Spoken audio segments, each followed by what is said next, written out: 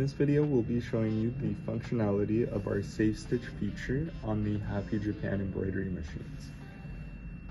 So to start, first we'll need to add these custom shortcuts on the right side of our panel and make sure our Safe Stitch is one of the features that we add to those shortcuts. Now, when I'm in the middle of my embroidery, let's say I have a client come to me where they need a rush order or they need a sample right away. On most other machines, you wouldn't be able to stop and go to a different design without losing the stitch count and this positioning.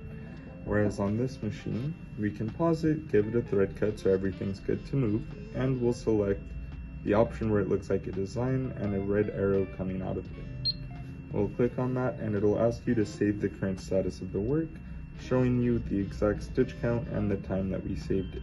So we'll press OK to save that data. We'll notice this icon changes from a red arrow to a blue arrow now pointing into the design. From here, your design, the position, and the stitch count are all saved. From here, we can load up any different design, go back home. We can even tell the machine that we're using a different hoop size, and we can move the arm completely out of position. Now from here we can do the client's design, their rush order, whatever it is, and as soon as we're done, we'll need to get right back to the design we were using before.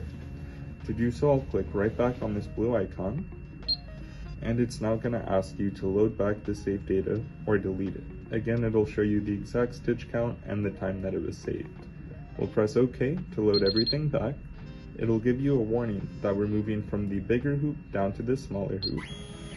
The arm will reposition everything. It'll get us right back to the exact stitch count in the exact same position. And after I have all of that ready, I'll need to press start.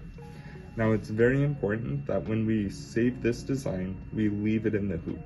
As if we take it out of the hoop, the position is going to be off just because it's going to be hard to rehoop it the exact same way.